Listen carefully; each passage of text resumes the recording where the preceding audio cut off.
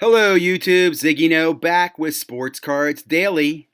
Today is December 14th, and on this day in 1930, the New York Giants defeated Notre Dame 22-0 in a charity game. And I'm just blown away by that. Like, a pro team played a college team? Could you imagine that today? We always talk about, like, could the Jets beat the Alabama Tide?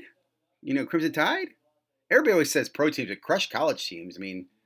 I guess they would, but I didn't even know it even was a possibility. Anybody paying attention? Okay, news and chatter. Big auction updates. Got two of those to share with you. I'll go over that. The ultimate guide to Alexis Lafreniere. I hope I said that properly. Maintaining self-awareness in the sports card hobby. And Topps online update are all in our news and chatter section. Today in the hobby, baseball card collector, investor, dealer normally does his news and notes on Mondays or something historical. Always good content though, so check that out. Slab Stocks live today at I think 5 or 6 East Coast time. Check their channel, but love that they do live, answer questions, great conversations. I'll be in the chat, so check it out. What did you miss yesterday? Bench Clear Live. Last night I had a wonderful opportunity to join Ty and Mike on the Bench Clear Network. Really enjoyed the conversation. I'll share that with you. Should I grade with SGC? Some really interesting comments I'll share with you from House of Cards. Will the gap ever close? This is from Bobbles and Ball Cards. We'll go over that. Weekly sports update from Northeast Ohio. Slab Stocks FC from the Slab Stocks team. First off the line, Obsidian Football Preview from New Era. Day in the life of a 17-year-old sports card collector investor. And this is quite a hustle. So we'll go over all this. Let's go ahead and jump right in. Starting with, this is off of Sports Collectors Daily. Again, all links will be below. Mantle Jordan Cards Cap. 3.7 million Mile High auction. So I just thought it was interesting. You hear a lot about Golden Auction. I've definitely heard about Mile High. I've even heard about some private auctions. But look at some of these cards that were sold. Look at this Mickey Mantle, 8. You got this card down here. What is this? Cap.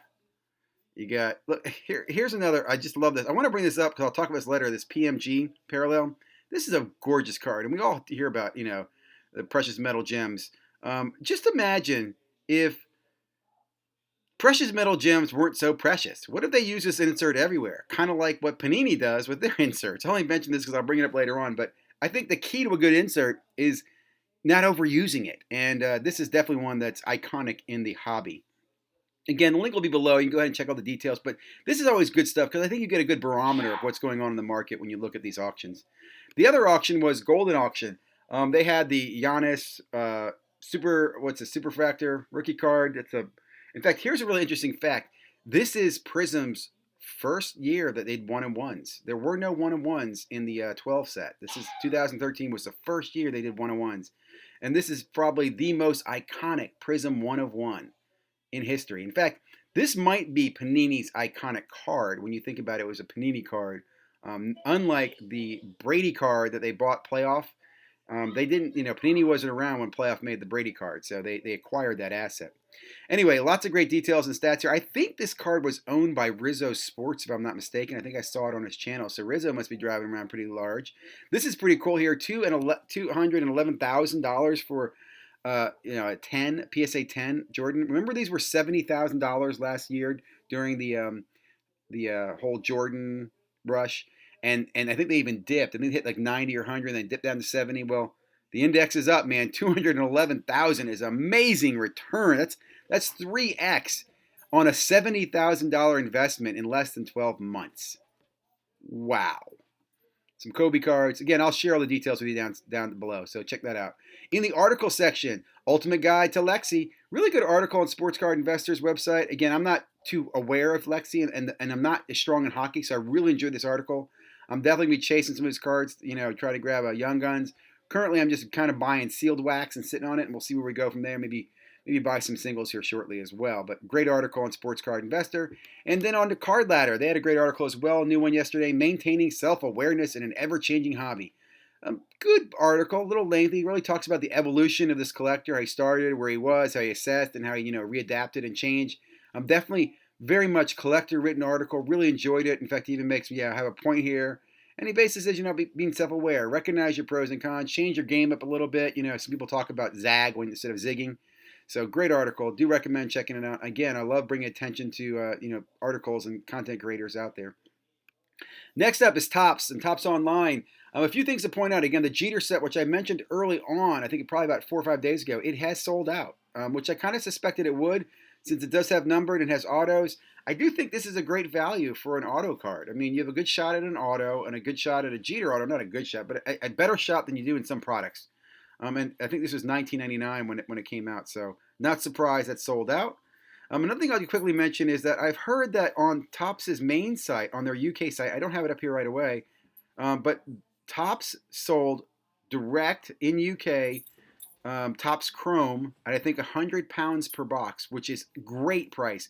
And I want to say this because as I'm looking at the manufacturers, Topps has definitely done the best job in 2020 as far as providing access to consumers, trying to keep products at suggested retail prices, offering a variety, sharing print runs on some of their products, doing on-demand products like the T206, Bowman Soccer.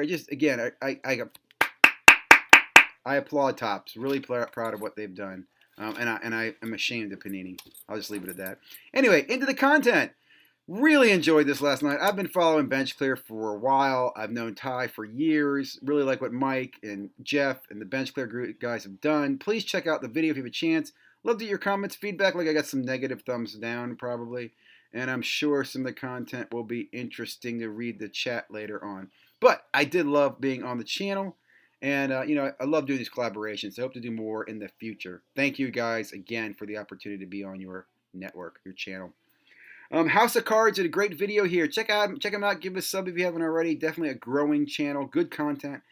He talks about SGC. This is something I didn't know. SGC does not grade the thick cards, the thicker stock.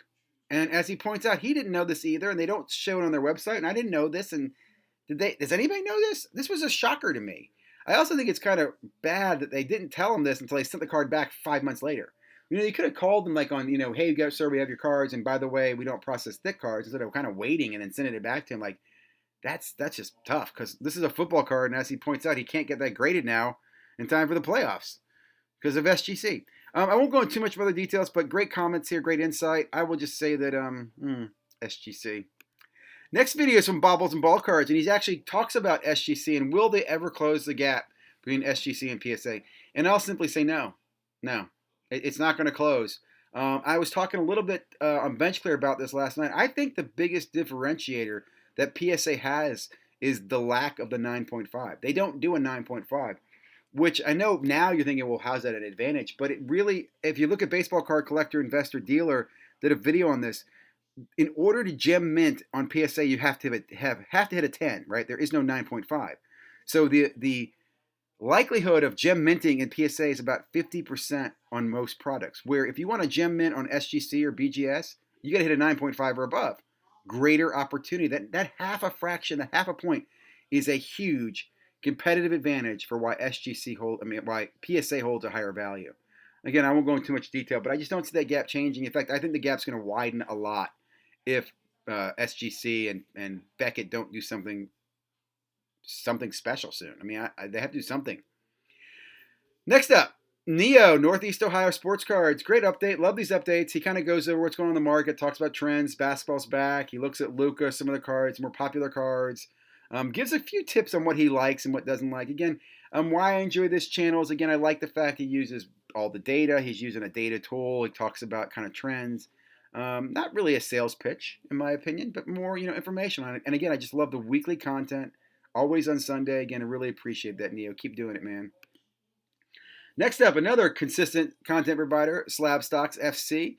Great conversation this morning, or yesterday morning, I guess, talking about Topps Chrome, which I am a big fan of and been following, all the insight on this. I love the fact that Tom here talks about some other content providers, what's going on in the hobby. In fact, this is where I heard, too, that Topps dropped the Chrome product on their website. It sold out fast, but they sold it to the European market at £100. And Topps apparently is doing this, where they have a UK website and they have a US website, where Panini doesn't. Panini's just pretty much US focused. They're not really, which is ironic because Panini's global headquarters is in Italy. but they don't seem to be offering the European market the same access to some of the same products. Another great comment on here that was made was that, and they also really overpriced the Select product at $600 a box. It's just ridiculous. Again, Panini, greedy, right? No longer suggested retail price. It's how much Panini can make. And, well, that's for another conversation. Next up, Panini again. Look at this. This is a gorgeous card. You look at that card, you go, damn, that's a pretty cool card. It kind of looks, well, it looks like all the other Color Blast cards, but it's black instead of white. So Panini, if you like gave a bonus to somebody in your company for what you want to call, I don't know, innovation, I'm disappointed. This isn't innovative. This is lazy, Panini, lazy. And this I go back to that precious metal gems. Imagine, see, the problem is Panini's going to totally devalue the value of the insert. If the Color Blast can be found in a draft pack, or it can be found in a high-end pack, what's its value? You know what I'm saying? It's terrible. Anyway, great review here from New Era Wax. He goes over the first off the line product. He gives you an insight on all the different options that are in there. Talks a little about the history of it. He gives his thoughts on what the price might be. Again, it's starting in the Dutch oven auction at $600, and they're going to bake that puppy down to $200. Again, this is a product that's a suggested retail price is around $200, but Panini wants to see how much money they can get. Now, the reason they did this is because they say they saw the secondary market. Well, look, the secondary market is there for a reason. It's people like to buy products, sell some, so they can afford the product they rip. When you take all that away, they can't afford to buy the product to rip. And I think, again, just Panini, Panini, why are you such a meanie? Terrible company. Sorry. Lastly, oh, and I'm too hard on Panini as I wear my Panini hat. Great video blog here. I forget this young man's name, but he does life of a 17-year-old breaker business owner. Let me just say this. Whether you love it or hate it, these young bucks out there flipping cards, chasing retail, and making money, I admire this young man. I hope my boys have the same drive and business sense. And I'll just put it this way. Whether this young man fails or succeeds in sports cards, he's learning invaluable business information the rest of his life. So I really appreciate that and love his hustle. He talks about he checks stores in the morning. He goes to online school. Then he gets ready for his breaks. He does his promotions. He does his breaks at nights. And he rinses and repeats. Just great hustle, man. Keep it up. Well, that's all I have for today. Again, December 14th. Hope you all are doing well. Stay safe. Stay happy. If you haven't already, I always forget to say this. If you haven't already and you made it this far, please subscribe. I got to put that in the beginning. And again, don't take my comments too harsh on Panini. I know they're a business, but they just could do business in a better way.